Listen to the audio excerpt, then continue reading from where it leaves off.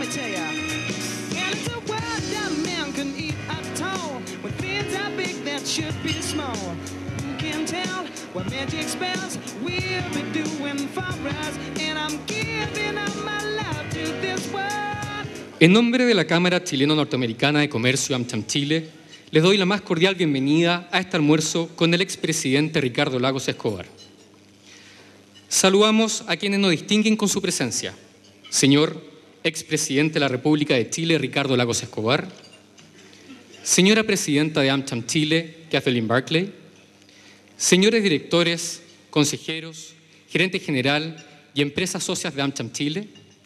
Representantes del sector público y privado, representantes de medios de comunicación, y también saludamos de manera muy especial a los auspiciadores de este evento: UPS, CA Technologies, Enersys, eConsult RS, Engie, TMF Group y también a nuestro media partner CNN Chile.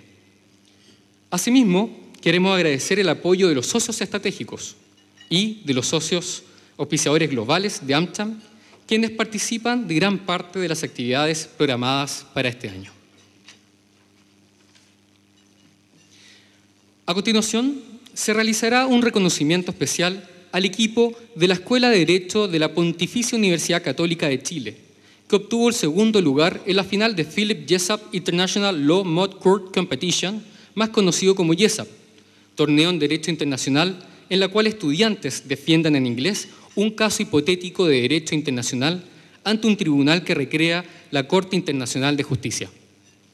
Jessup es organizado en Estados Unidos por la International Law Students Association, ILSA, y en nuestro país por la Cámara Chileno-Norteamericana de Comercio, AmCham Chile.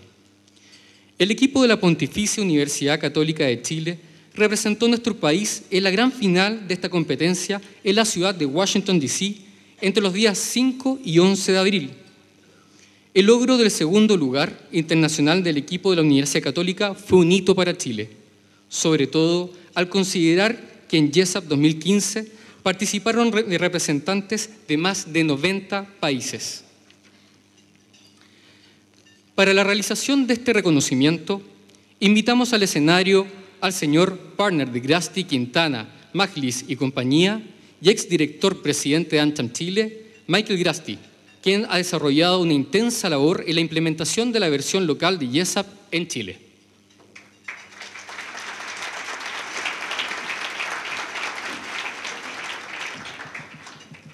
Muchísimas gracias y muchas gracias a AmCham, Kathy, por la oportunidad de estar aquí y homenajear a estos jóvenes estudiantes. Muchos de ustedes estarán preguntándose cómo en un almuerzo tan importante como este, en el que está un presidente de Chile muy querido por todos nosotros, cómo estamos usando esta oportunidad para homenajear a un grupo de alumnos que salieron segundos en un concurso de debate. La verdad es que para mí, que he estado involucrado en este tema hace muchos años, AmCham lleva organizando el Jessup hace casi 9 años, yo entiendo perfectamente bien. Para mí, lo que lograron estos jóvenes es parecido al coronel Larraguel, que tiene el salto más alto a caballo, o las medallas olímpicas de Masú y de González. Y ustedes dicen, no, si este tipo está exagerando. No, no estoy exagerando. Yo creo que lo que hicieron estos jóvenes es realmente extraordinario. Quiero partir con un corto video para que ustedes se armen una idea de qué estamos hablando cuando hablamos de Jessup. Good morning. Please be seated. Behind every headline of conflict and crisis, there's another battle. It's a legal battle. It's placed itself in the hands of the Australian authorities or courts. Why is international law important? Because it provides a way of resolving disputes without dropping bombs on each other.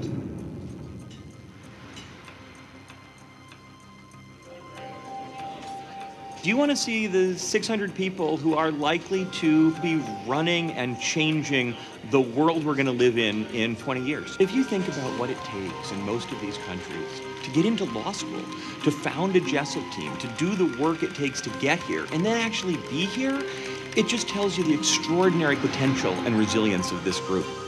Britannia owes no compensation to Amalia. First, we consider. Any principles of customary international law. Precautionary measures taken. Demonstrates two threats. One was to look at revolutionaries leading political movements across systems. A lot of them are lawyers.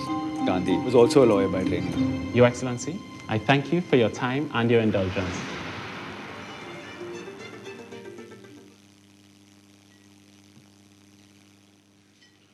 Esa es una pequeña idea de qué ocurre en Washington en las finales en abril, todos los años. Esto es un concurso de debate que tiene una materia de Derecho Internacional Público. La trama, el tema es el mismo que debaten todas las escuelas y ese tema es armado por jueces de la Corte Internacional de La Haya, corte que estoy seguro que todos ustedes tienen muy presente. De hecho, 2 de los 3 jueces que participaron en las finales en el que estuvo el equipo chileno son ministros de la Corte Internacional de La Haya. Y el tercero que participó es Harold Koh, nada menos abogado del equipo chileno en los recientes alegatos con Bolivia. Por lo tanto, ese es el nivel de que estamos hablando para este concurso de debate. Para llegar ahí, como lo habían dicho anteriormente, estamos hablando de 700 escuelas de derecho que llegan a Washington a competir y se van a través de un proceso de eliminación avanzando. En ese camino, el equipo chileno le ganó al London School of Economics, a Camboya, a Kuwait, a Bulgaria, a Kenia, a Canadá, a la Universidad de Lovaina de Bélgica y nada menos que la Universidad de Oxford. Imagínense ganarle a la Universidad de Oxford en un concurso de debate. Es como que el equipo de rugby de Isla de Pascua le gane a los All Blacks de Nueva Zelanda. Y le ganaron al equipo de Oxford. Se enfrentaron al equipo de Sydney, de Australia, la Universidad de Sydney, en las finales. Y perdieron por un margen muy estrecho. De eso estamos hablando. Y todo esto, by the way, en inglés. Estos son alumnos, ninguno de ellos es native speaker. Tuvieron que aprender su inglés a las patadas. Y ahí estaban. Yo creo realmente el reconocimiento que han recibido es muy pequeño comparado con lo que deberíamos estar haciendo. Especialmente para un país como el nuestro, en que cada vez tenemos más claro que el derecho internacional público es una herramienta que nos sirve de manera muy profunda. Y para eso necesitamos desarrollar estos jóvenes talentos. Dentro de los otros equipos que han ganado, para que se armen nuevamente una idea, está la Universidad de Columbia. ¿Dónde está la Karen? Estará orgullosa de saber que tu universidad también ha ganado. La Universidad de Texas, Duke, Rutgers, Cambridge, Georgetown. Y ese nivel de universidades. Al lado de ellos está la Universidad Católica. Creo también que aquí, aparte de los méritos de la universidad, que es una muy buena universidad, el mérito es personal. Cuando uno piensa en un González, un Mazú, la cresta se la sacaron ellos. Ellos son los que se esforzaron de una forma absolutamente extraordinaria. Thomas Edison decía, "There is no substitute for hard work." El exministro Peñailillo también, en su salida, dijo, hay que trabajar duro para salir adelante. Efectivamente, ese es el reconocimiento que queremos hacerle a este grupo de alumnos. Han trabajado muy duro para salir adelante. Lo que ellos han logrado es producto de un trabajo muy intenso. Por lo tanto, para hacerles un muy humilde reconocimiento, quiero pedirle al equipo que nos acompañe en este estrado. Elisa Zavala, Benjamín Salas, Trinidad Cruz, Josefina Movillo, Guillermo del Campo, Alejandra Voigt, Paula Badilla y Rodrigo Fernández. Creo que algunos de ellos no están.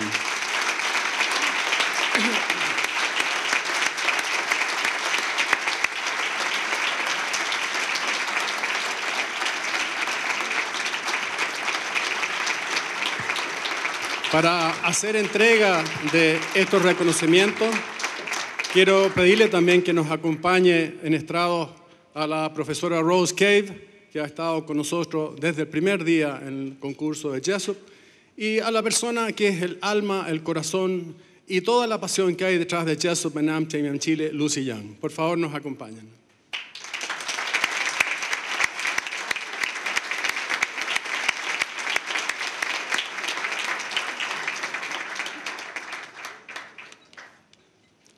algunos de los integrantes no han podido acompañarnos porque entiendo que tenían examen de Derecho Penal hoy día, ¿no?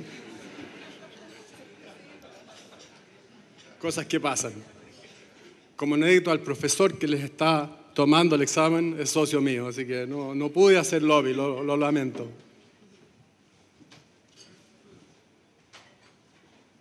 Lucy.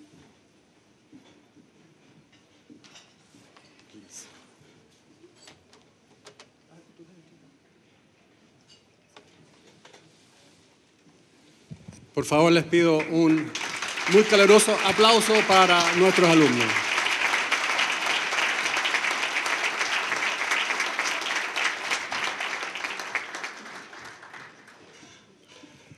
Muchísimas gracias.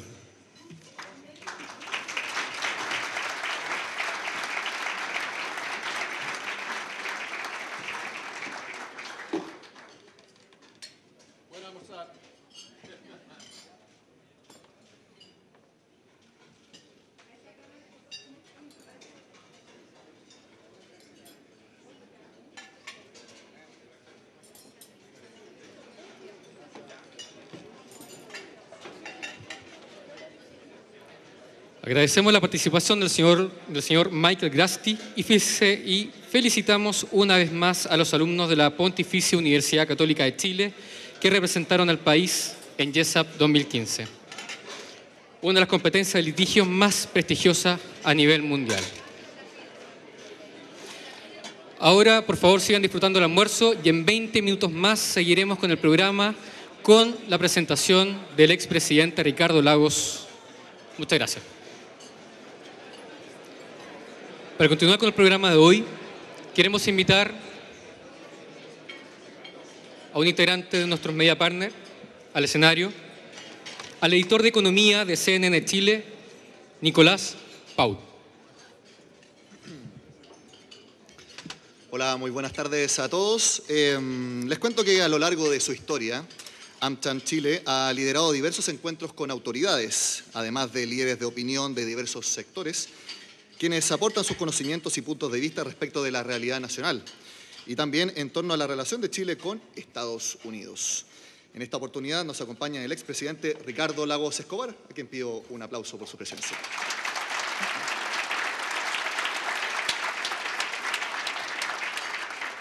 Más adelante estaremos conversando, presidente, en este estrado. Antes, quiero invitar a que haga precisamente el inicio de esta exposición y a nombre de AmCham Chile, a la presidenta de este gremio, Kathleen Berkeley. Muchas gracias, por favor.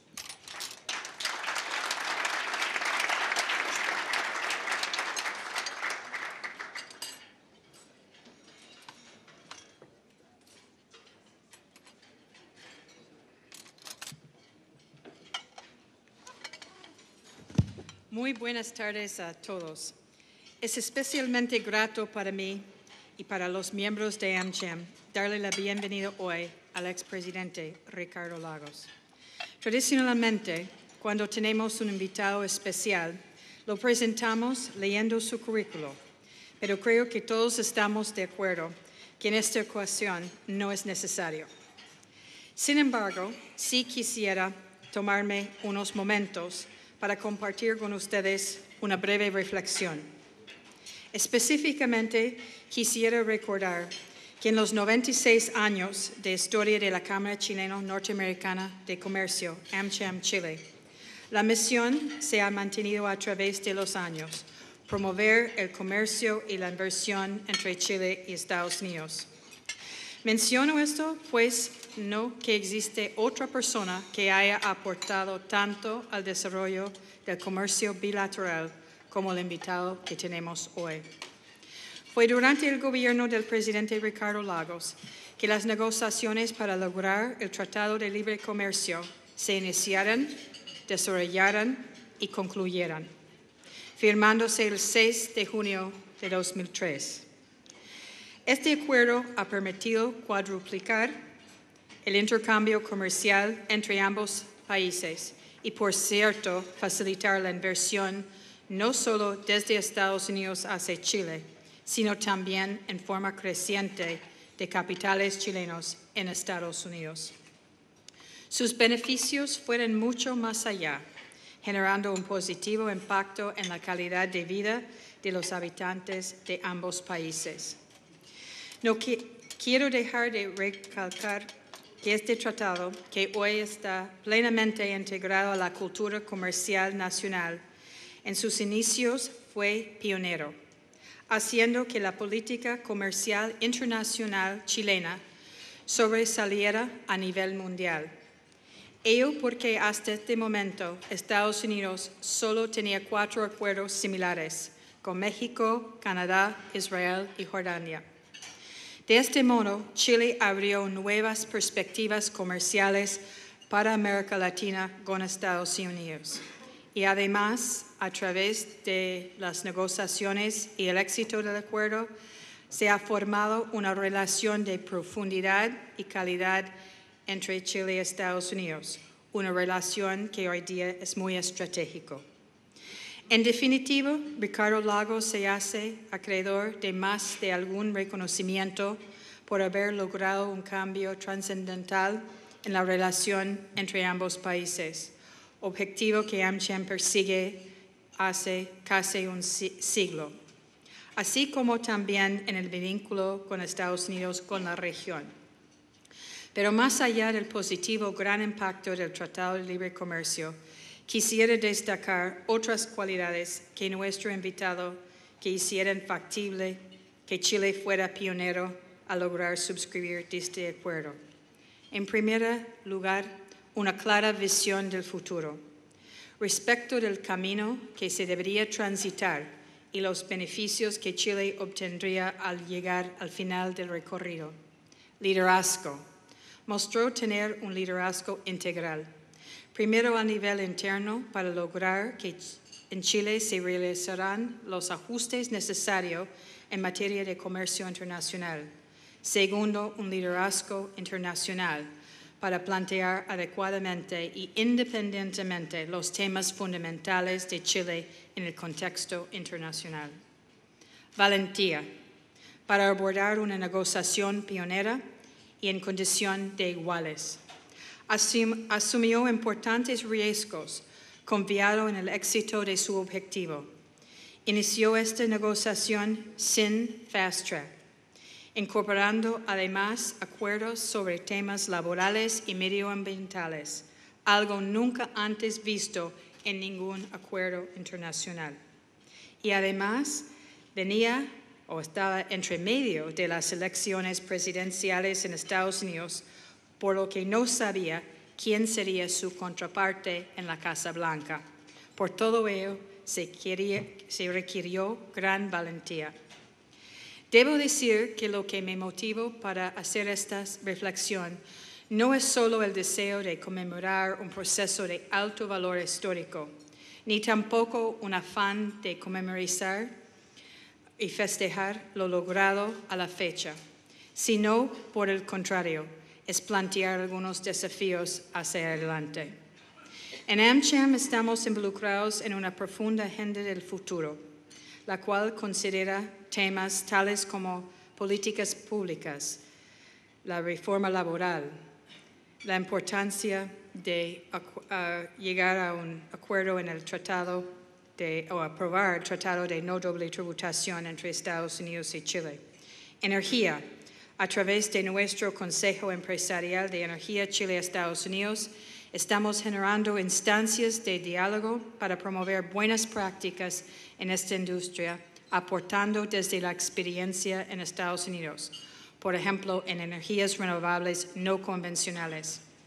Además, hemos trabajado estrechamente con el Ministerio de Energía para fortalecer la agenda del sector y aportar la discusión de las nuevas legislaciones. Capital humano.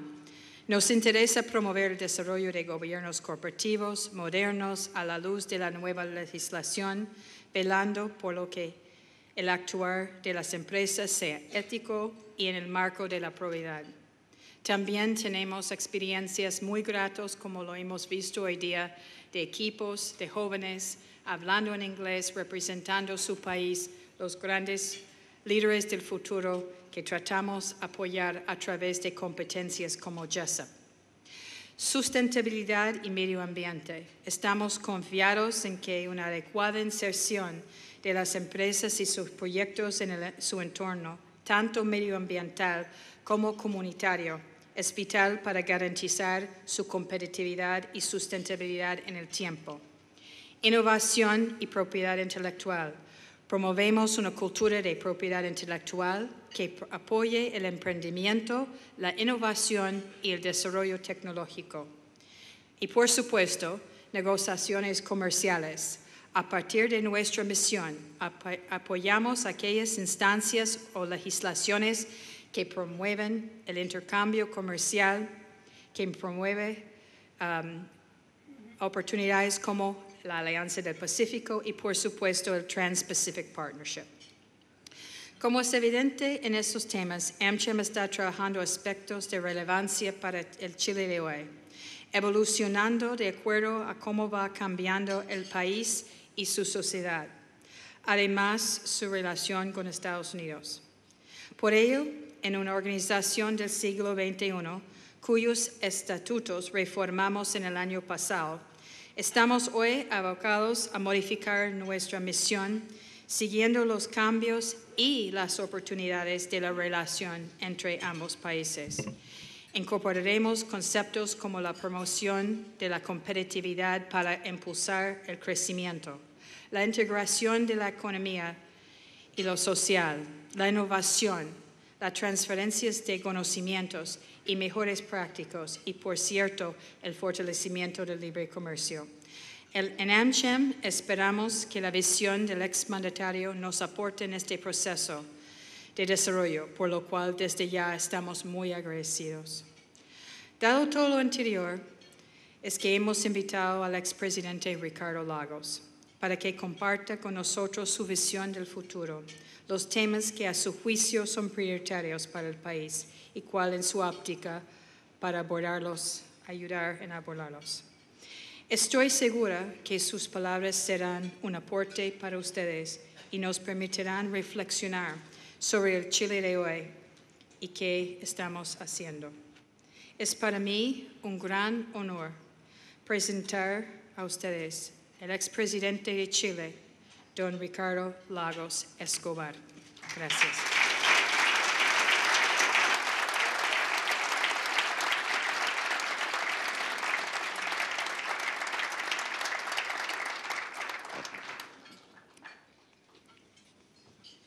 Bueno, muchas gracias, Kathleen, por la invitación y muchas gracias por lo que acabas de decir. Y muy contento de estar nuevamente acá para poder conversar con todos ustedes, los amigos de AmCham. Quisiera comenzar brevemente haciendo un comentario en lo que dijo Kathleen. Efectivamente, se hizo el acuerdo de libre comercio con Estados Unidos. Y efectivamente fue parte de los elementos importantes en la política exterior. Es cierto que cuando decidimos iniciar conversaciones con el presidente Clinton, no había fast track. El presidente Clinton fue generoso y cariñoso y me invitó a una visita de Estado en el mes de septiembre, recién asumida la presidencia, y le dije, presidente, prefiero declinar tan honrosa invitación, porque si vamos a iniciar un acuerdo sin fast track, entonces yo acepto una invitación de Estado, una vez que esté el acuerdo, para ir a explicarle al Congreso de los Estados Unidos que esta es una negociación inadecuada, porque al ser sin fast track, ustedes, miembros del Congreso de Estados Unidos, pueden cambiar el acuerdo. Pero en mi país, los acuerdos que negocia el presidente, el Congreso solo puede aprobar o rechazar. En consecuencia, vengo aquí a pedirles igualdad de condiciones. Todo lo que había que entregar lo entregamos ya. En consecuencia, no hay posibilidad de cambio alguno.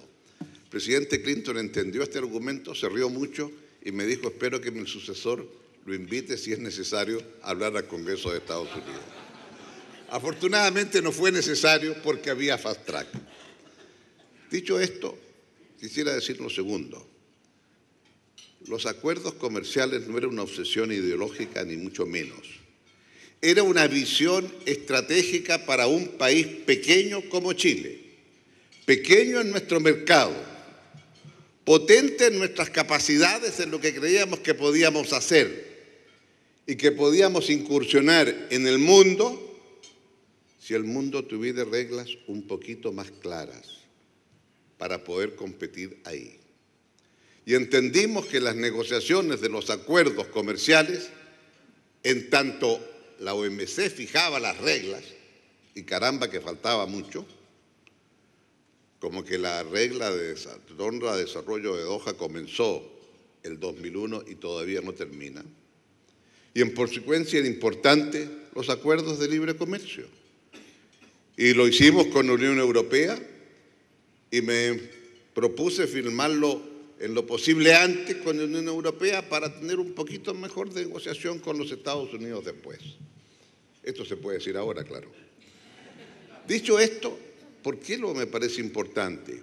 Porque había una visión de cómo entendíamos el desarrollo de Chile. Pero claro, una vez que usted tiene acuerdos de libre comercio y los firma, es la parte fácil de la ecuación. La parte difícil de la ecuación es cuando usted empieza a descubrir que un acuerdo de libre comercio le obliga a introducir un sello de calidad en lo que usted hace en su país si quiere competir afuera. Y eso es bastante más complejo y difícil que firmar y negociar un acuerdo de libre comercio. Entonces, que el 20% de las manzanas, que hicimos un gran esfuerzo para exportar manzanas a Estados Unidos con los pequeños campesinos de la región de Linares. Gran éxito. Se exportaron las manzanas y se rechazó el 20%. No lo podíamos entender. ¿Por qué se rechazó el 20% si todos estos campesinos hicieron las mismas normas? Hasta que llegaron a explicarme, hemos descubierto la razón. El 20% de las manzanas rechazadas corresponden a predios de campesinos que no tienen asfaltado la salida de su predio. Y ahí se fueron las manzanas dando tumbo en los camiones y fue el camino para que llegaran no en condiciones de ser aceptadas, sino que podridas por los golpes del camino.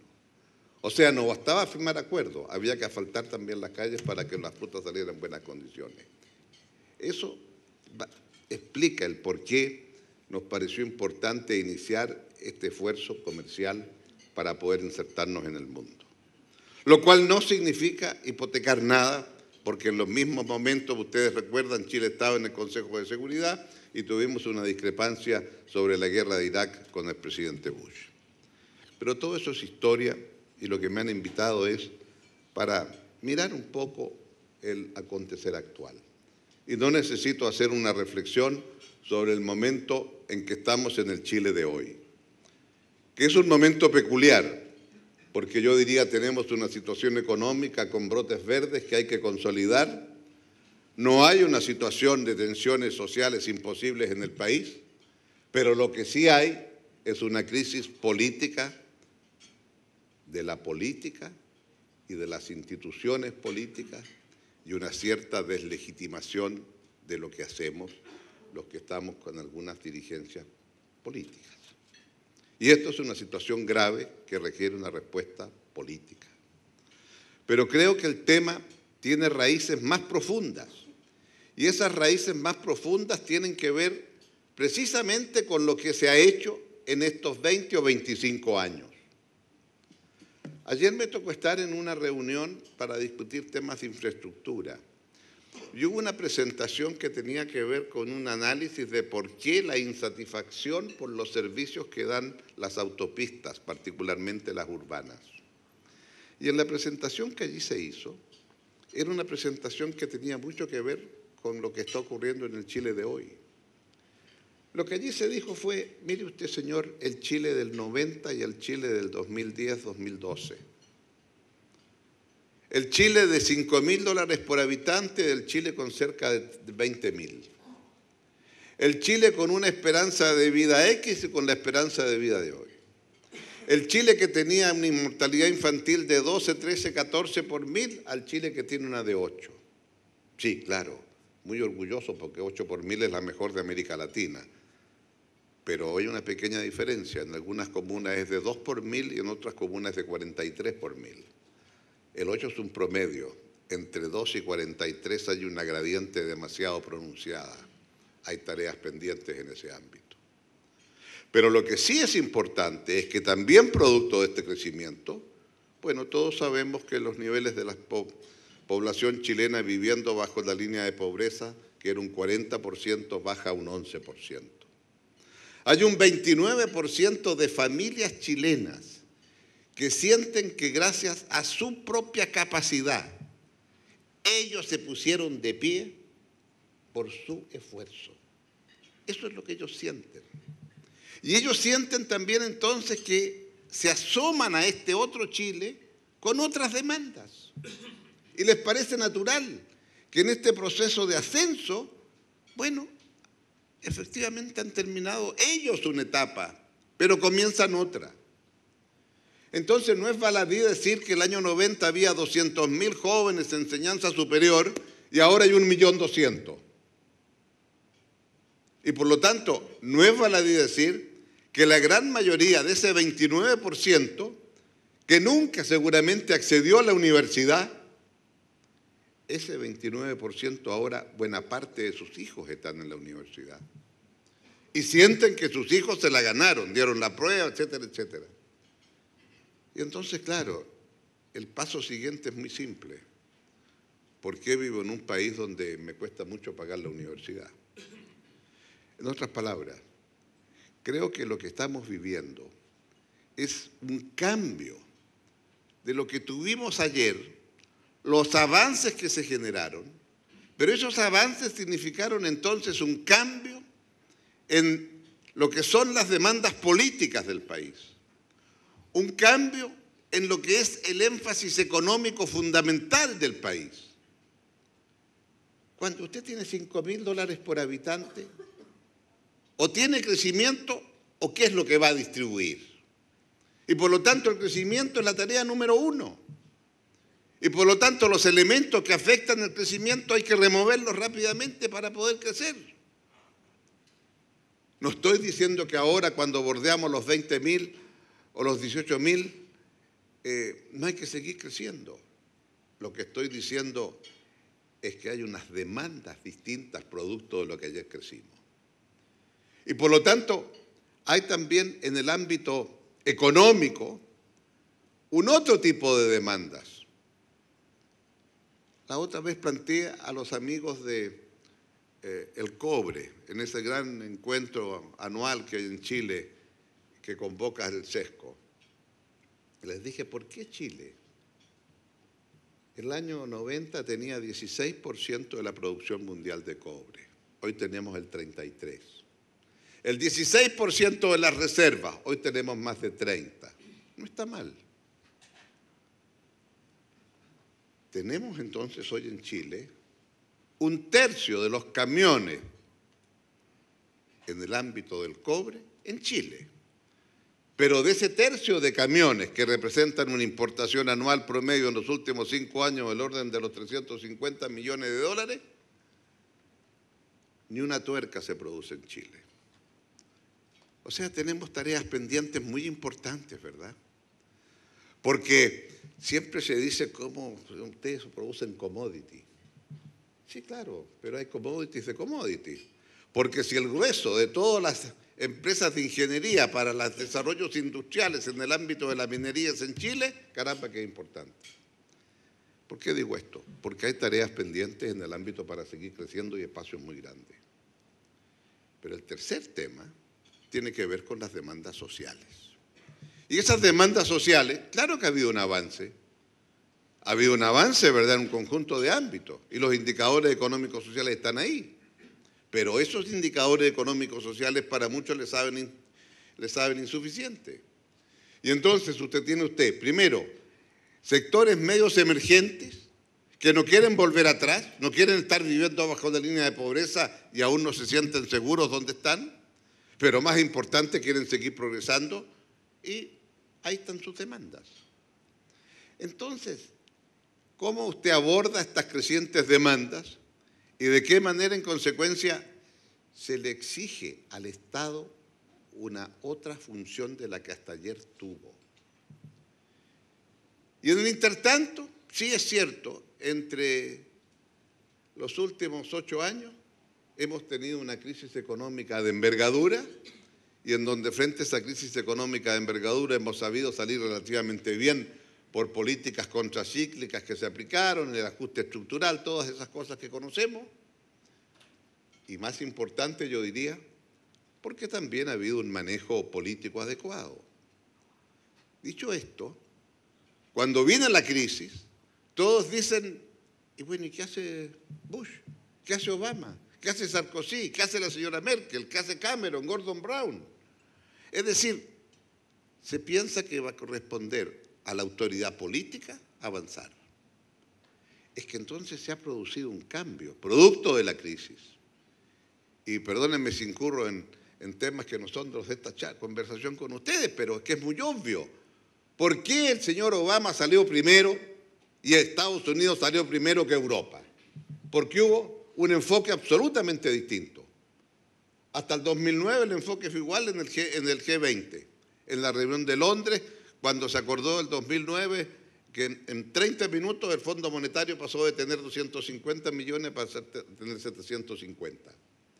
Pero a partir de ahí se produce esta divergencia.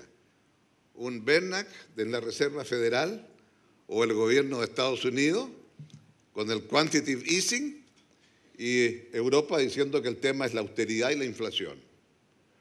¿Cuánto fue el total de emisión de dólares de los Estados Unidos como resultado del quantitative easing? ¿Saben ustedes?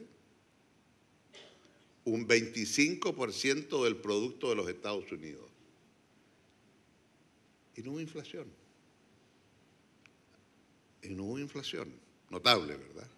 Pero ese 25% de quantitative easing explica la recuperación que ha tenido Estados Unidos, mucho más que la de Europa. Y eso es política. Entonces, ¿por qué planteo esto? Porque hoy, en términos políticos en Chile, lo primero que va a surgir es el tema de cómo usted escucha más a la gente. La gente le está exigiendo ser escuchado. Tome en cuenta mi opinión. No, si el que gobierna es usted, pero escúcheme. Escúcheme porque no me gusta lo que vi en algunos ámbitos de la empresa, en donde si hay una colusión en los remedios o hay una situación inadecuada en otros ámbitos, eso no me parece adecuado. Escúcheme porque no estoy seguro que estoy obteniendo lo mejor por los recursos que deposito en las AFP, porque la plata que deposito en la AFP, después de mucho pensar, le pagan un rendimiento de UF más 5 o 6%, y cuando yo voy con mi tarjeta de crédito me cobran UF más 30. O sea, mi plata obtiene un UF más 5. Yo entiendo el tema de los riesgos, ¿verdad? Pero esto hay que explicarlo muy bien. Entonces, ¿en dónde estamos hoy? Hoy estamos, yo diría, en una sociedad mucho más empoderada, que exige y demanda mucho más de lo que estábamos acostumbrados. Una sociedad que tiene este acceso a las nuevas tecnologías de la información, y mientras yo estoy conversando con ustedes, si esto estuviera en streaming, no sé si está, entonces me estarían mandando todo tipo de Twitter, ¿verdad? ¿Y qué se cree el lago que sigue hablando todavía? Etcétera, etcétera, ¿verdad? Para no decir las otras cosas peores. Pero es que es así. Lo que cambió de la política, que la política era un señor que hablaba o una señora que hablaba, daba sus brillantes ideas y cada 4 años votábamos y veíamos a quién de estos señores que hablan me interpreta mejor. Ahora, con las nuevas tecnologías, no me gusta decir, una vez dije, estamos de vuelta en Atenas y la gente se asustó. No, la Atenas de Pericles, no la de hoy día. Pero es que ahí, en Atenas de Pericles, todos hablaban y todos se encontraban en la plaza pública. Ahora, ¿qué instituciones políticas van a surgir como resultado de estas nuevas tecnologías? Y ese es un desafío político de la máxima envergadura. Yo no tengo la respuesta. Entonces, cuando usted dice, piden nueva constitución. Primero, yo paso un aviso comercial, claro. Piden nueva constitución porque sacamos los enclaves autoritarios. porque si no lo hiciéramos el 2005 estarían ahora pidiendo que se acaben los enclaves autoritarios. Pero dicho esto, me parece razonable el que se diga ya estamos en condiciones de pensar una constitución en donde el Estado que es subsidiario puede ser un Estado activo, ¿sí? ¿Por qué no? En donde podamos establecer, digamos, un cierto rol para el aparato del Estado vis-a-vis determinados momentos, ¿por qué no? En Chile no se habría podido hacer lo que para enfrentar la crisis en Estados Unidos hizo nuestro amigo Paulson, ¿verdad?, el secretario del Tesoro. Juntó los 9 principales bancos, les dijo, señores, me firman el papel al frente, yo les pongo la plata y mientras tanto me quedo en las acciones de ustedes. Alguien dijo, voy a consultarle a mi jefe. No, aquí nadie le consulta al jefe, esto lo firma antes de salir. Hay formas de enfrentar las crisis de una manera enérgica, ¿se da cuenta? Y eso lo hizo el presidente Bush. Entonces, creo que estamos en condiciones de decir, sí, podemos conversar sobre estos temas. Lo que no me gusta del momento actual es que nos llevamos discutiendo el cómo lo hacemos y no discutimos para qué lo hacemos. Y como no me gusta, entonces decidí usar las nuevas tecnologías, otro aviso comercial, e inventé entonces un sitio que se llama tuconstitución.cl, y en donde estamos tratando de explicar cuáles son los temas que toda constitución lleva. Derechos fundamentales, poder ejecutivo, legislativo, judicial, instituciones políticas, cuerpos ayudantes, léase Contraloría, Banco Central, etcétera, en donde hemos tenido una cierta inflación de cuerpos que están todos establecidos en la Constitución, y formas de cambiar la Constitución. Y esto, ¿por qué lo digo? Porque creo que si discutimos la sustancia, va a haber un gran acuerdo, no me cabe la menor duda. Entonces, yo diría, una vez que tenemos sustancia, podemos tener 10 procedimientos distintos. Pero el gran consenso, ¿en qué consiste? En que yo no quiero que haya una constitución que cuando yo soy mayoría me dicen no lo puede hacer porque el Estado es subsidiario. Pero tampoco quiero una constitución en donde cuando llegan aquellos que piensan que el Estado debe ser subsidiario en un conjunto de cosas que no podían hacer, tienen que seguir haciendo, también lo puedan hacer. Es decir, distinguir una constitución, pero con libertades políticas para que las mayorías puedan expresarse. No para ir de tumba en tumba, en absoluto, nunca lo hemos ido. Pero creo que acá hay un tema que se puede tratar con altura de mira, pero siempre que comencemos, no por las ramas, comencemos por lo central, qué es lo que queremos y en qué queremos concordar. Y por eso en tu Constitución lo que me preocupó fue que hubiera un grupo de constitucionalistas de amplio espectro, de manera que las consultas que se le hacen a la ciudadanía y las explicaciones que se le dan a la ciudadanía, que es muy importante porque toda institución política tiene consecuencias políticas no menores. Lo segundo que quisiera decir es que desde el punto de vista económico tenemos que hacer un esfuerzo, primero por recuperar los niveles de confianza. Yo estoy cierto que las nuevas autoridades están empeñadas en aquello, pero más importante, en retomar el camino de una mayor inversión. Y creo que aquí un emprendimiento público-privado es esencial. Por una razón muy simple. Si el nivel de inversión de Chile, el 80% de inversión privada y solo el 20% pública, está claro entonces cómo hacemos para seguir creciendo y cuáles deben ser los niveles de inversión y cuáles deben ser las demandas que hay. Y desde el punto de vista social, sí, usted va a tener que abordar el tema. ¿Cómo hace para una educación universitaria para ese millón que aumentó la demanda en materia universitaria entre el 90 y ahora? Y por lo tanto creo que aquí tenemos también un planteamiento que se está haciendo por parte de la autoridad del Ministerio de Educación, que va a obligar a tener entonces que abordar un tema y de ahí la reforma tributaria. Entonces, las cosas que se han planteado tienen que ver con cómo usted aborda la nueva etapa del país. Y no me cabe la menor duda que esto, si se hace y se hace bien, daremos un salto como lo dimos la vez anterior. Porque es cierto, 20 años atrás la pregunta era ¿y cómo se va a hacer el tránsito de dictadura a democracia? Y por supuesto, vinimos por estos lados también a explicar que la cosa no iba a ser como se pensaba que venía a ser. Y lo pudimos hacer. Y ahora estamos en una etapa distinta del país, producto de que nos fue bien, que crecimos. Y ojo, esto que estamos teniendo esta emergencia de sectores medios es lo que usted está teniendo lugar en Brasil, es lo que usted está viendo en Perú, que está un poquito más atrás, pero que va creciendo muy rápido. Es lo que usted está teniendo en un conjunto de lugares de América Latina, en donde aquí hay, yo veo, un punto de inflexión, en donde precisamente porque aprendimos a hacer un buen manejo macroeconómico, porque aprendimos a focalizar las políticas públicas, bueno, aprendimos entonces a derrotar pobreza. Pero caramba, que es distinto, y hemos descubierto que era mucho más fácil bajar pobreza que satisfacer las demandas de los sectores medios. Y ahí está el meollo del problema.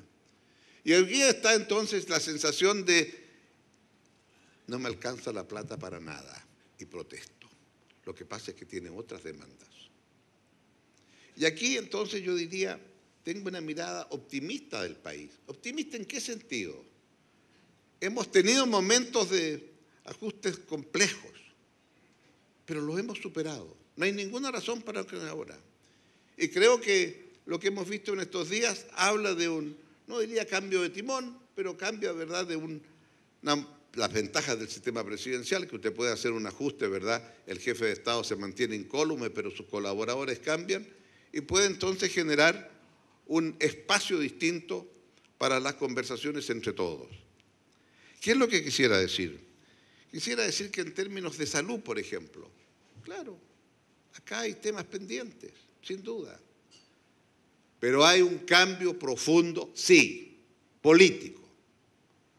Durante estos 25 años, o durante los 20 años que la Concertación gobernó Chile, hubo un derecho a veto.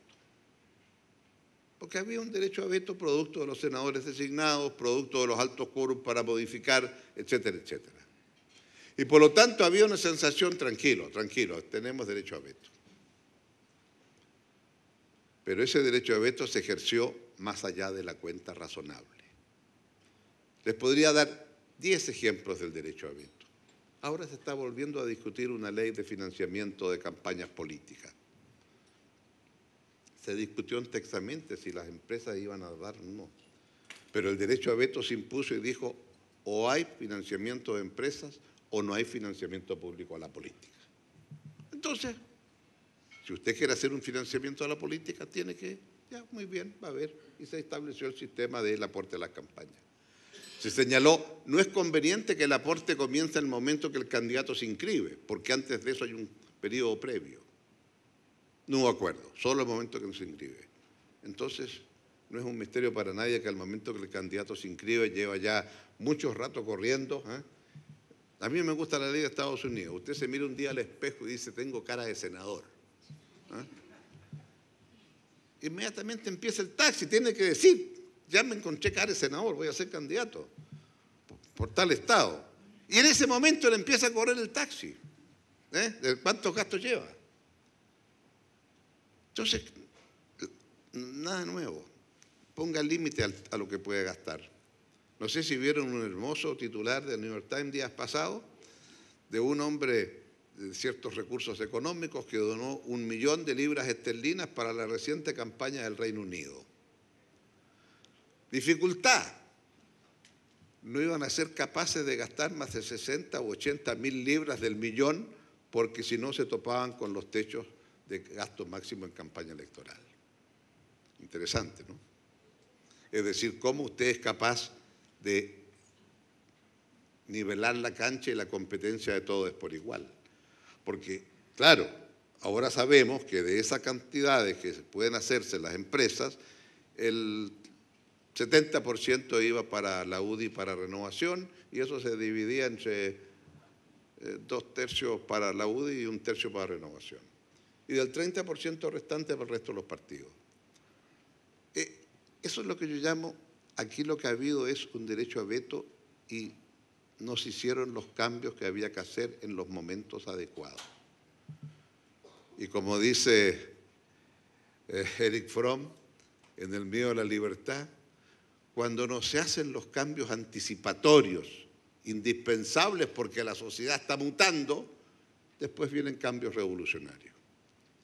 Y yo creo que todavía estamos a tiempo de los cambios anticipatorios. Y habrá que hacerlos para enfrentar esta crisis política de desconfianza que es la más grande que yo conozco. y estoy seguro que ustedes también. Y eso sí, que me parece muy importante entonces la decisión con que la presidenta ha abordado el tema y ha dicho que lo va a hacer la primera prioridad de su gobierno. Entonces, en este momento es difícil el momento del país. Estamos dando examen de nuevo al mundo. Estamos dando examen de nuevo al mundo. Vean los editoriales de todos los diarios del mundo. ¿Qué le pasa a Chile? ¿Por qué se desordenó Chile? ¿Dónde está Chile? Y los temas de corrupción no eran propios de este país. Y por lo tanto aquí tenemos un tema de distinguir, claridad, tendrá que haber justicia, tendrá que dejarse que las instituciones funcionen, porque se ríen un poco estas instituciones, pero todas las instituciones judiciales están funcionando, ¿verdad? El Ministerio Público, la Corte Suprema, las Cortes de Apelaciones, todos están funcionando. Es cierto, ahora vemos lo que ocurre, producto precisamente de la reforma procesal penal. Lo que se vio en televisión en días pasados es producto de eso. Y todos quedamos muy impactados de lo que vimos, pero es consecuencia de aquello.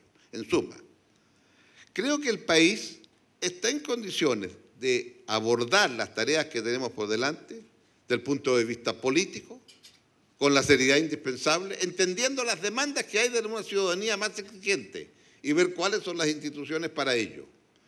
Toda institución tiene, por cierto, consecuencias políticas. Decía que a los colegas ahí de la mesa con que estaba que en tuconstitución.cl el referéndum revocatorio la lleva.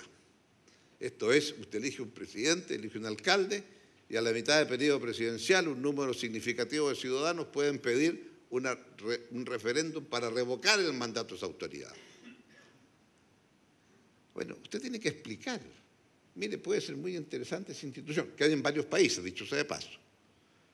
En el sistema uruguayo, los parlamentarios, una ley aprobada por el Parlamento, si hay un número de ciudadanos significativos, pueden obligar al plebiscito y derogar la ley. El Parlamento de Finlandia tiene la siguiente institución, online. Los señores parlamentarios, con un número X de parlamentarios, pueden decir: pido que en el canal online del Parlamento se le pida la solicitud de la ley que estamos aprobando a la ciudadanía. No es vinculante, pero ellos quieren saber que la ciudadanía opine sobre la ley. Y a la inversa, si la ciudadanía con un número X de ciudadanos le dicen: quiero que el Parlamento analice tal problema, el Parlamento debe analizar tal problema.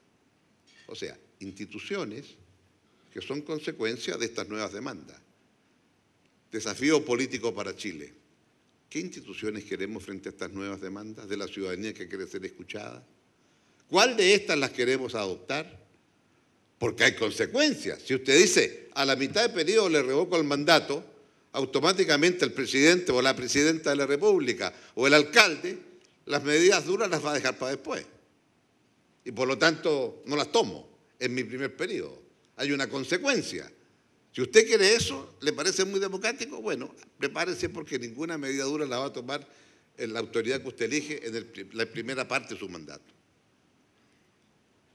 En lo económico, no me cabe la menor duda que tenemos que retomar el ritmo del crecimiento, entender que los temas de distribución de ingresos están sobre la mesa y son muy serios y hay que abordarlos. En el largo plazo, yo sé, es la educación lo que nivela el nivel de la distribución de ingresos en un país. Y del punto de vista social, el cómo usted enfrenta las demandas de los sectores de ingresos medios, que es lo que tenemos por delante para los próximos 20 años. Porque no le quepa la menor duda que esa demanda va increciendo. Y ayer entonces en el tema de infraestructura lo que más aparecía es cómo se dispara la compra de vehículos producto de esas nuevas generaciones que están todavía en una etapa de exigir más y de pactar más. Y por lo tanto, cuando esto ocurre, la presión tributaria de un 18 o 20% no es suficiente. Y cuando esto ocurre, entonces, vean ustedes las cifras de los países de la OECD, para qué decir esas cosas aquí, que requiere entonces una puesta al día y esperemos entonces que esta reforma que se hizo el año pasado pueda culminar exitosamente.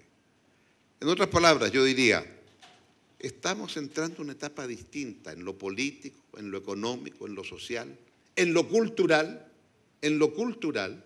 ¿sí? La ciudadanía está mucho más abierta a discutir muchas más cosas. Ve usted el debate que se ha producido de la eutanasia sí, eutanasia no, con motivo de esta chica que desgraciadamente falleció ayer. ¿Qué es lo inquietante? Lo inquietante es que estas manifestaciones no se encaucen adecuadamente.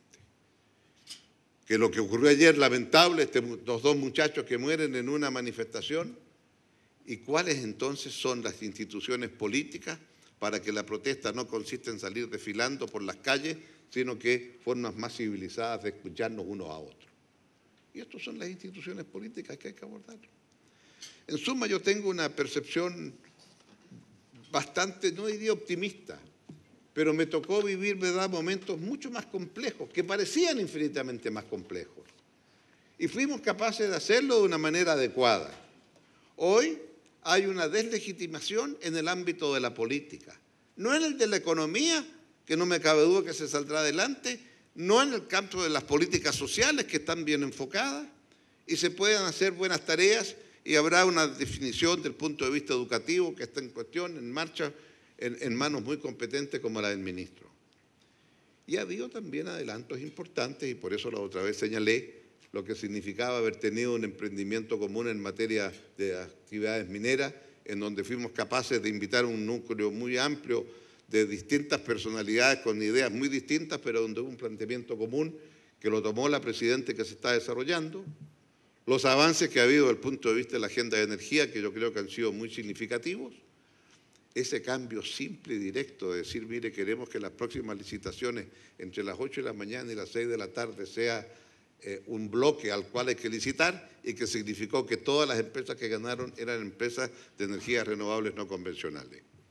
Chapó para el ministro, como dije el otro día, porque creo que fue una definición casi administrativa, pero que es de una señal tan potente que lo que paso el aviso, ¿verdad?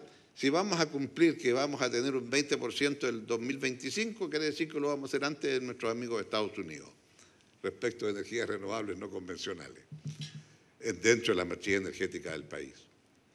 Por tanto, yo creo que el momento es complejo y difícil, pero lo que se trata es de tener el timón firme. Entender que si se quieren hacer discusiones, nadie va a partir de cero. Cuando he dicho en alguna ocasión, última reflexión que quiero compartir con ustedes, cuando dije quiero partir discutiendo la Constitución con una hoja en blanco, no era porque no haya nada sobre lo cual no nos podamos apoyar. La hoja en blanco era en el sentido de decir, es que es distinto, voy a reformar, porque si voy a reformar, el que tengo al frente me dice, yo estoy de acuerdo con lo que hay, dime qué quiere cambiar. Y si no hay de acuerdo, seguimos con lo que hay. No, la hoja en blanco quiere decir, estemos de acuerdo que los dos tenemos que ponernos de acuerdo. Estemos de acuerdo que lo que se requiere, porque la Constitución, ¿qué es en último término? La Carta Magna por la cual una sociedad resuelve cómo resuelve civilizadamente las discrepancias de toda sociedad. Y si la Constitución está hecha, entre otras cosas, para ver cómo resolvemos civilizadamente nuestros puntos de vista distintos, las reglas de esos conjuntos de vista distintos deben ser consensuadas entre todos. Y creo que a lo mejor es posible hacerlo, y no me cabe duda que será apoyable hacerlo, y no me cabe duda que si estamos de acuerdo en la sustancia, la forma será más fácil de abordar. Siempre la gente se refiere a la Asamblea Constituyente en Colombia el año 91. La única observación que yo digo es sí, efectivamente hubo una Asamblea Constituyente el 91 en Colombia.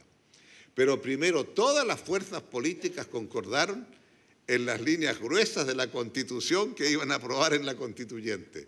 Por lo tanto, la Constituyente fue, digámoslo así, para ratificar este gran consenso. Y por eso hoy día vi que un distinguido jurista que ha trabajado mucho estos temas, Francisco Zúñiga, señaló lo importante es una Constitución que contenga un gran acuerdo nacional en su interior. Y creo que eso es lo que debiera ser en ese ámbito.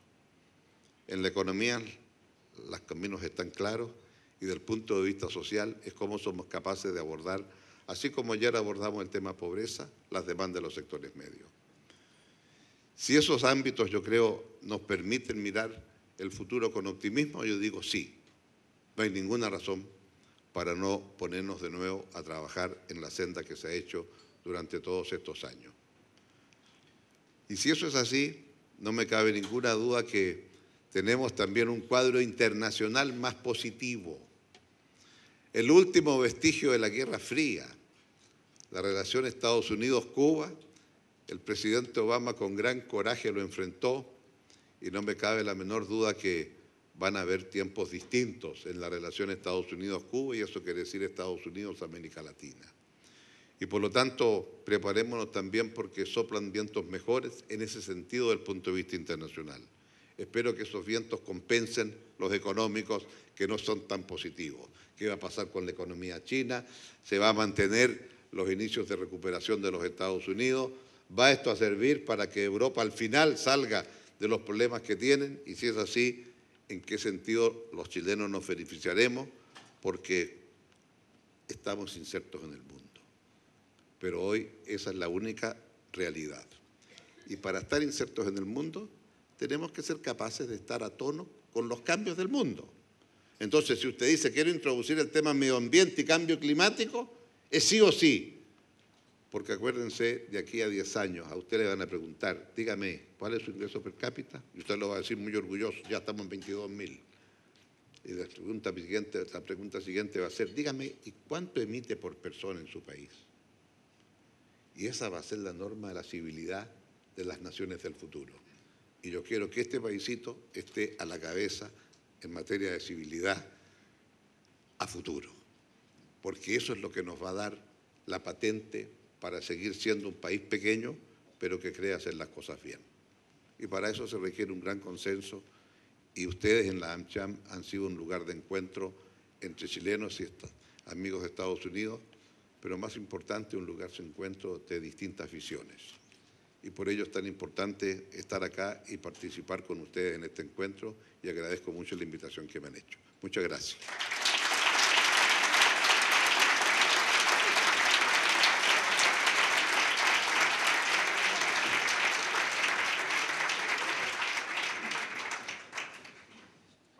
Las palabras al expresidente de la República, Ricardo Lagos Escobar.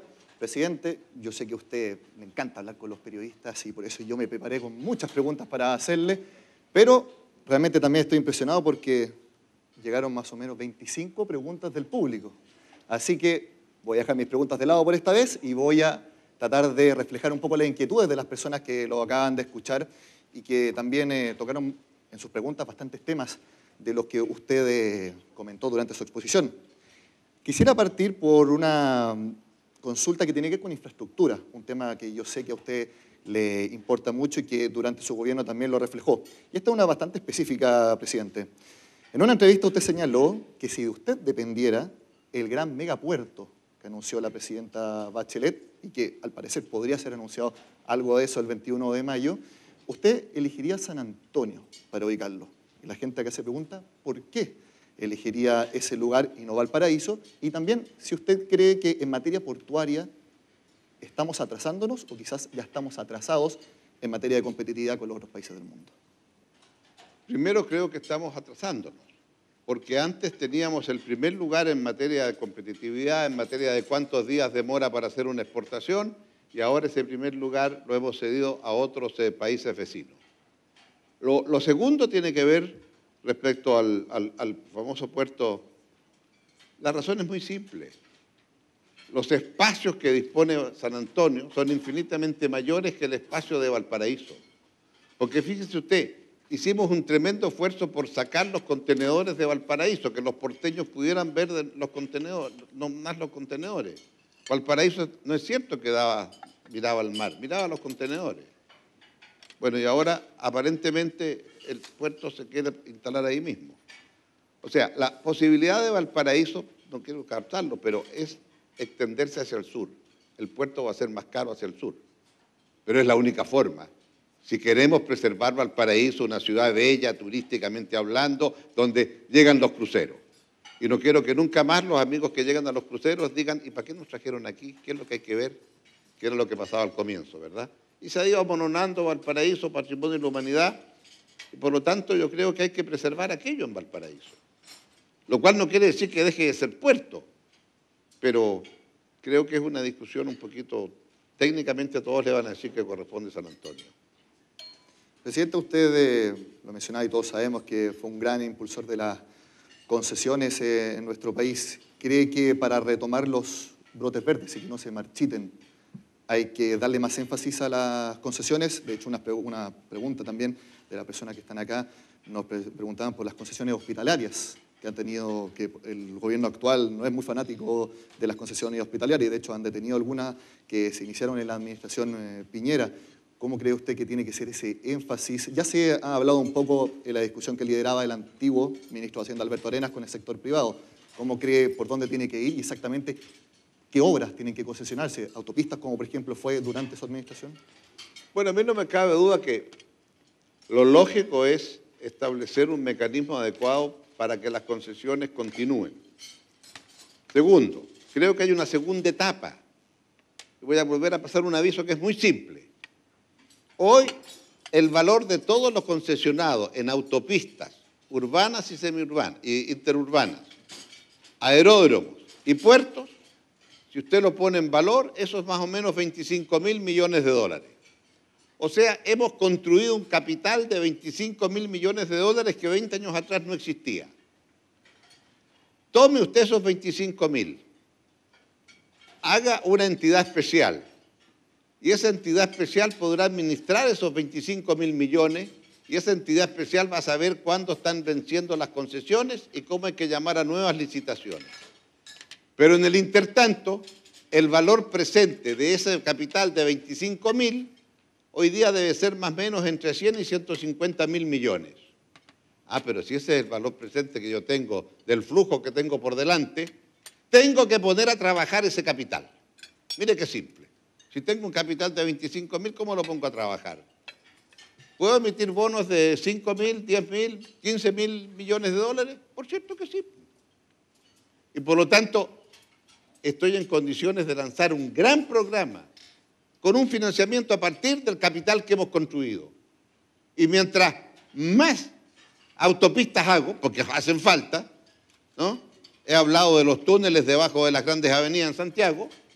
Bueno, si usted hace eso, he hablado de la necesidad del metro.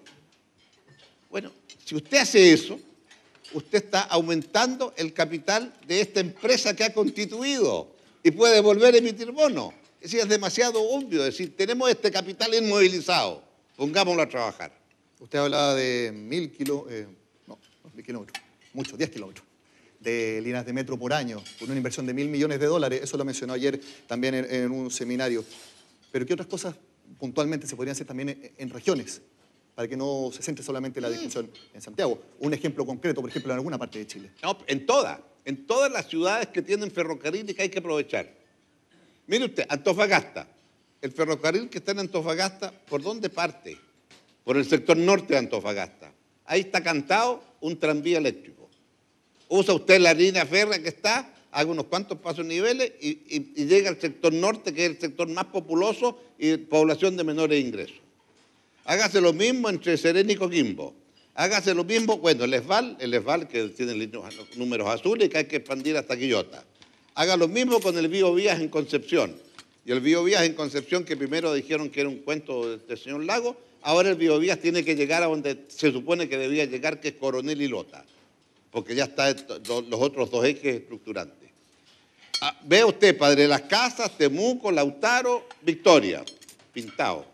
Y concluya si quiere un poquito más al sur, Puerto Montt, Puerto Vara, Frutillar, etcétera, y ahí tiene otro tren. Es decir, eso es lo que está ahí porque está hecha la línea férrea. Y por lo tanto es cuestión de hacer los pasos desnivelados y estamos listos. Y por lo tanto, no se trata de pensar en Santiago ni mucho menos, se trata de pensar en el país. Pero eso le da a usted un sentido distinto. Y ojo, si no hay infraestructura, usted pierde niveles de competitividad. Y antes teníamos, era el número 1 de infraestructura en América Latina y ahora estamos perdiendo ese rol. Entonces creo que es momento de, ¿qué les voy a decir? Para llegar acá, el taco que había, ¿verdad? Y eso que vinimos a la hora no peak. Porque si esta discusión continúa hasta las 7 de la tarde, nos vamos a quedar todos en un taco de 1 hora en el Hotel Marriott. Presidente, usted habló un par de veces en sus palabras sobre retomar la confianza. También mencionó al nuevo ministro de Hacienda, Rodrigo Valdés. Y hemos visto, me imagino que muchos de ustedes también, esta especie de euforia, una euforia contenida, pero optimismo por parte del sector privado con la llegada de Rodrigo Valdés a esa Secretaría de Estado. Quisiera preguntarle, ¿qué señal, qué punto podría dar el gobierno precisamente para conformar esa alianza público-privada y que realmente sea fructífera? Como dato, yo le cuento que ayer yo entrevisté a Joaquín Vilarino, presidente del Consejo Minero, que él me dijo que una señal potente, a mi gusto algo extrema, sería arreglar la reforma tributaria. Que se entienda qué es exactamente el sistema de renta atribuida y qué es el sistema de parcialmente integrado, porque hay muchas dudas todavía que hay ahí. ¿Usted es partidario de una medida así de, a mi juicio, extrema? ¿O qué podría dar usted como consejo, quizás, para efectivamente acercar a ambas partes que en el último tiempo han estado algo distanciadas? Bueno, lo primero que le diría es que si tuviera una medida así... Al callo. Al callo, se la diría al ministro primero. Pero denos una primicia, presidente, denos una primicia. Obviamente, si la digo aquí y después se la voy a decir al ministro, me va a decir, no me mande recados por el diario, ¿verdad? Entonces, estas cosas hay que tener, especialmente usted es presidente, hay que tener cuidado en esta forma de hacerlo, ¿verdad? He tenido conversaciones privadas con muchos ministros y prefiero dejarlas ahí. Ahora, que no me cabe ninguna duda que alguien de la experiencia de Rodrigo Valdés, él ha sido, oiga, era el jefe de asesores de Nicolás Izaguirre durante los 2 primeros años de mi gobierno. A lo mejor por eso le fue bien a Nicolás Izaguirre, ¿no? No lo voy a decir muy fuerte porque entonces a lo mejor se va a querer llevar a Rodrigo Valdés de asesor del Ministerio de Educación. Y eso no creo que sería una buena idea. Pero creo que él es una persona que está en condiciones de poder tener una mirada y evaluar el tema al cual usted se refiere. Porque efectivamente hay un tema que muchos han cuestionado, ¿verdad? El de la renta atribuida. Pero es que la renta atribuida es consecuencia de la concepción que hay en el actual sistema tributario. Que las empresas no tributan. Quienes tributan son los ciudadanos de carne y hueso. Y lo que la renta hace es adelantar el pago del impuesto que después va a pagar el accionista cuando usted entrega la renta. Y a mi juicio, yo era partidario, a lo mejor porque tengo ciertos años, me gustaba lo que había antes, y era decir, no, impuestos deben ser pagados por las personas naturales y por las personas jurídicas, porque ambas demandan del aparato del Estado y por lo tanto ambas deben contribuir. Y por lo tanto la empresa, cuando pague impuestos por lo que la empresa ganó, independiente que si después la empresa va a repartir dividendos, el accionista pagará impuestos por las acciones que tenga. Pero, clarito, si usted dice tanto por ciento es el impuesto de la empresa, eso es lo que paga la empresa. Y no tiene necesidad entonces de este asunto de renta atribuida. Pero como se optó por mantener lo que venía de antes, porque ¿cuándo se inventó el sistema este? El 84 con el ministro Vigil. Y que era un sistema que tenía que ver con un Chile que se necesitaba que aflorara la inversión en el año 84, veníamos saliendo en tremenda crisis, y por lo tanto se dijo, bueno, usted pague el X% y el resto siempre que distribuya dividendos. Y si no lo distribuye, queda el fondo de utilidades. Entonces creo que aquí la definición, como usted dice efectivamente, es cambiar 2 concepciones tributarias, es una cosa mayor. Y cuando se planteó la otra vez, se pensó que era muy difícil hacerlo. Pero es algo que tiene que evaluarse por los técnicos del caso. Presidente, antes que se nos acabe el tiempo, hay 2 preguntas que van bien al callo con respecto a la reforma laboral. Antes de eso, quisiera preguntarle, porque el gobierno ha dicho, podemos apuntalar la economía, podemos tener mejores cifras de crecimiento y al mismo tiempo llevar las reformas que está llevando a cabo el proyecto. ¿Cree usted que eso es posible teniendo en cuenta los proyectos tal cual como están ahora? A ver, no le podría ayudar un detalle de los proyectos tal cual porque no lo he seguido en esa forma. Lo que sí le puedo decir es que no conozco un sistema en donde el derecho a huelga sea como el chileno, en que usted tiene reemplazante. Entonces creo que hay cosas que hay que ajustar que no se han ajustado durante mucho tiempo. Entonces creo que, de nuevo, yo lo que les rogaría a ustedes es entender que un conjunto de cosas que no se han hecho en 20 años, porque había un derecho a veto, este es un buen ejemplo, ¿verdad? Nunca se pudo avanzar. Piense usted, no existía seguro de desempleo. Yo introduje el seguro de desempleo en el 2001. Salió modestito, pero no daba para más, pues no me aceptaron más. Entonces, ha habido después que irlo actualizando. Yo creo que en tema de derecho a huelga hay que actualizar, porque las normas internacionales hablan de una manera distinta de lo que tenemos. Y lo que tenemos se hizo en un periodo en el cual no había un sistema democrático. Entonces, la necesidad de abrirse un poco, porque si no usted mantiene la caldera, ese es el problema. Y yo veo que en muchas partes la caldera ya está con agua demasiado caliente. Precisamente sobre eso, presidente, mencionan, ¿qué aspecto a usted le gustaría cautelar, resguardar de todo este proceso de reforma laboral? Se lo pregunto porque yo he escuchado a muchos representantes de las pequeñas y medianas empresas que dicen, si a mí mis trabajadores, yo tengo 20, los 20 se me dan a huelga, cierro, desaparezco, porque yo le doy servicio a una gran empresa y la gran empresa va a decir, ok, este proveedor no me sirve, me voy a otro. ¿Se debiera cautelar en ese caso a la pyme y que las reglas que salgan ahí no sean las mismas para las pymes que para las grandes empresas que tienen realidades totalmente distintas? Bueno, eso es una vieja discusión, ¿verdad? Porque cómo usted genera condiciones especiales para la pequeña y mediana empresa y la microempresa. Y estoy de acuerdo con usted que muchas personas señalan que hay un conjunto de actividades que, tal cual está el sistema, son empresas que no resisten una huelga. Y ahí viene entonces el tema de cuál es el grado de responsabilidad de la dirigencia empresarial que está consciente o no de hacer una huelga que de por sí le lleva las fuentes de trabajo, que pueden desaparecer. Y entonces creo que acá se requiere mucha explicación, mucha docencia de qué es lo que se puede y no se puede hacer. Y de igual manera me parece a mí entender también que la gran empresa está compitiendo en un mundo global. O sea, no somos nosotros los únicos que tenemos este tipo de problemas, ¿verdad?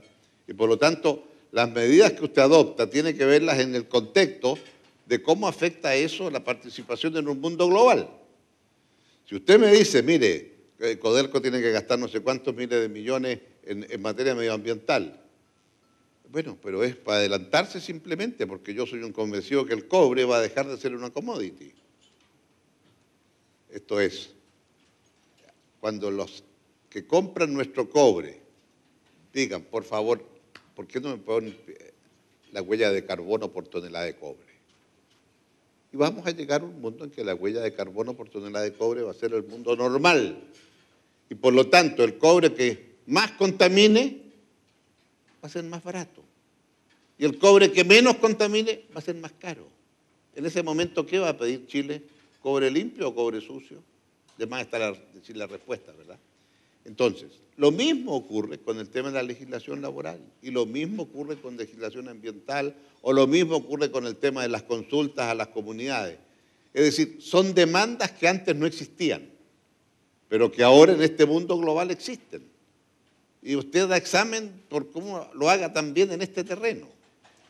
Y aquí es donde yo creo que es tan importante el entendimiento público-privado, porque es aquí donde yo veo que o estamos de acuerdo cómo salimos convencidos que tenemos bien organizado el frente interno para poder competir afuera. Si no, nuestras disputas internas van a mermar nuestra capacidad de competir afuera. Está claro que no se tiene que transformar en una trinchera, exactamente como usted señala. La última pregunta, presidente, porque se nos acabó el tiempo. Y también lo mencionó mucho usted en su discurso y lo mencionó también acá en las preguntas. Usted habla de que más allá de la forma de este proceso constituyente, cabildos, etcétera, es importante el qué queremos cambiar. Y un par de preguntas fueron exactamente esas. Usted, si le preguntan, ¿qué le gustaría cambiar de la Constitución? O si es que hay que cambiar realmente algo de fondo de la Constitución. Usted mencionó que en su administración el tema de los enclaves autoritarios, que lo sacó. ¿Usted cree que hay algo que hay que cambiar de la Constitución ahora de fondo, más allá del cómo? Sí.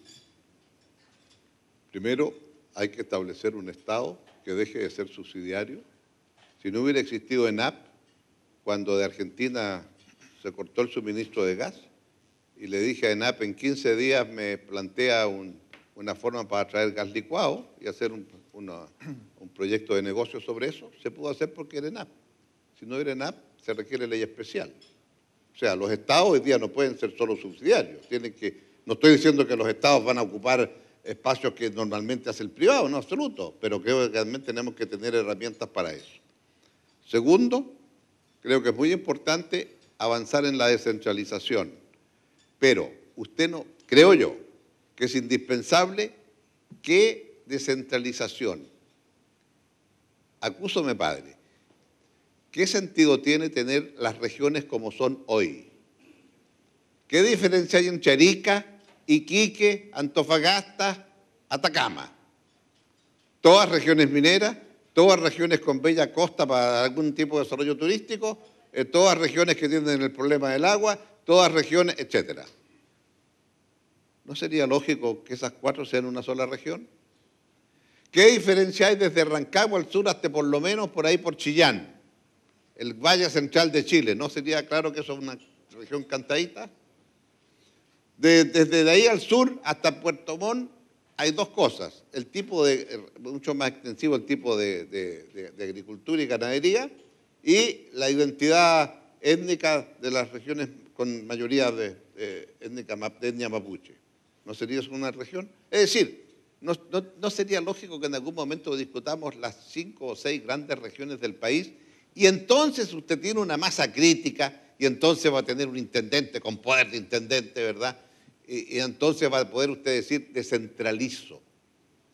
Pero digámoslo francamente, tenemos regiones que son regiones porque el año 78 había que tener regiones en lugares donde Chile estaba muy despoblado y podíamos tener algunos amigos de vecinos nuestros que a lo mejor se entusiasmaban con parte del territorio nuestro. O sea, había una respuesta geopolítica de otra envergadura. Entonces, ¿eso no vale la pena discutir? Y es una cosa mayor. ¿Vamos a discutir el periodo presidencial? ¿Vamos a seguir con 4 años o 4 años con reelección? ¿Vamos a establecer un sistema semipresidencial a la francesa?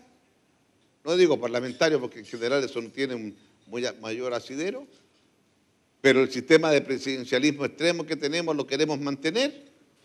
Es cierto, cuando uno está en la moneda siente que tiene muy poco poder, entonces quiere tener más presidencialismo, pero la verdad se ha dicho que ese es un tema profundo para el país. Pero un sistema semipresidencial con presidente y primer ministro, a lo mejor, ¿eh? ¿Escuchó a Carlos Larraín, parece, entonces? ¿Qué? Carlos Larraín fue uno de los que propuso esa idea. Bueno, la otra vez conté la anécdota que a Ilio Tempore, ¿no? Año 88, lo conversamos con Andrea Lamán. 88. Entonces, hay un conjunto de temas que requieren, yo creo, un debate tranquilo sobre estos temas. ¿Cómo queremos reorganizar el aparato del Estado? ¿Cuánto queremos de participación y cuánto de representación? Entonces, todo este tipo de debate yo creo que está sobre la mesa y son temas muy sustantivos.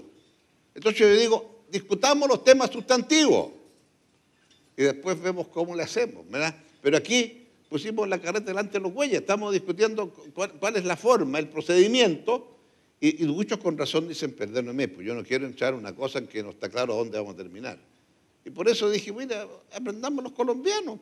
Y no tuvieron problemas después en la Asamblea Constituyente, si estaba claro, esto es lo que vamos a aprobar, o vamos a plantearle al país. Entonces creo que hay un conjunto de ámbitos, ¿no? Oiga, si usted descentraliza mucho, ¿las regiones se pueden endeudar por su cuenta?